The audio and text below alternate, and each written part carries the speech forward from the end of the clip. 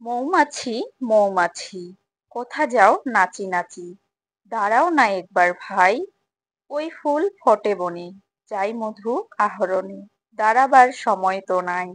Hello everyone, আসসালামু আলাইকুম। Welcome to আরুসি Ammi kitchen. সবাই কেমন আছেন? আশা করি সবাই ভালো আছেন। আলহামদুলিল্লাহ, আল্লাহর রহমতে আমিও ভালো আছি। এই যে সুন্দর মৌমাছি থিম কেকটা দেখতে পাচ্ছেন, এটাই আজকে ডেকোরেশন করব। ছোটবেলায় মৌমাছির কবিতা পড়েছি, আর আজকে সেই মৌমাছি বানানোর সুযোগ হলো। তারুণ্যহানি পেজের 4 বছর পূর্তি উদযাপন উপলক্ষে তারুণ্যহানি পেজের ওনার আমার কাছে একটা 1 পাউন্ডের কেক অর্ডার করে।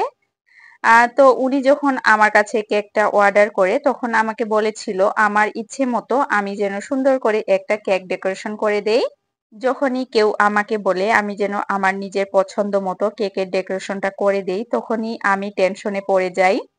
আমার ইচ্ছে মতো কেকের ডেকোরেশনটা করে দিলে উনাদের পছন্দ হবে কি না, আরো কত কি। অনেক চিন্তা ভাবনার পর আমি ডিসাইড করি আমি একটা মৌমাছি থিম কেক বানিয়ে দিব। যেহেতু এই কেকটা নেওয়ার মূল উদ্দেশ্য হচ্ছে মৌমাছি খামারের 4 বছর পূর্তি উদযাপন উপলক্ষে, তাই আমি চিন্তা করি যে আমি তাহলে একটা মৌমাছি থিম কেক বানিয়ে দেই।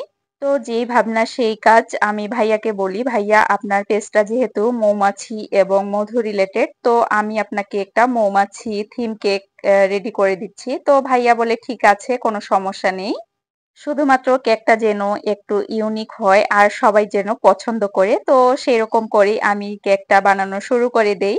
কেকের উপরে আমি খুব সুন্দরভাবে অরেঞ্জ পাইপিং জেল দিয়ে দিচ্ছিলাম, যেন মনে হয় কেকের উপর থেকে মধু গড়িয়ে পড়তেছে।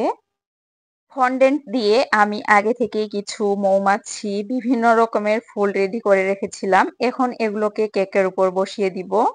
ফন্ডেন্টের কেকগুলোর প্রাইস একটু বেশি হয়, তবে ফন্ডেন্ট দিয়ে বানানো কেকগুলো দেখতে অনেক অনেক বেশি সুন্দর লাগে। কেকের উপর আমি যে মৌচাকগুলো বসিয়ে দিচ্ছি, এই মৌচাকগুলো আমি আগে থেকেই বানিয়ে নিয়েছিলাম হোয়াইট চকলেট দিয়ে।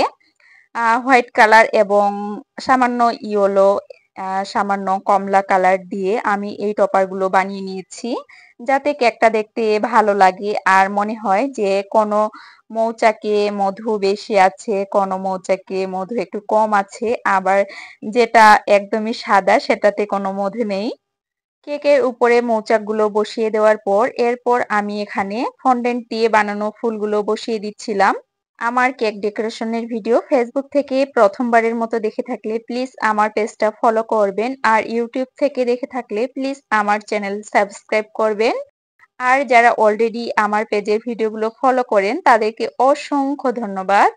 কেকের উপরে ফন্ডেন্ট দিয়ে বানানো ছোট বড় সব ধরনের ফুল আমি বসিয়ে দিচ্ছিলাম, এতে করে কেকটা দেখতে অনেক বেশি ভালো লাগতেছিল।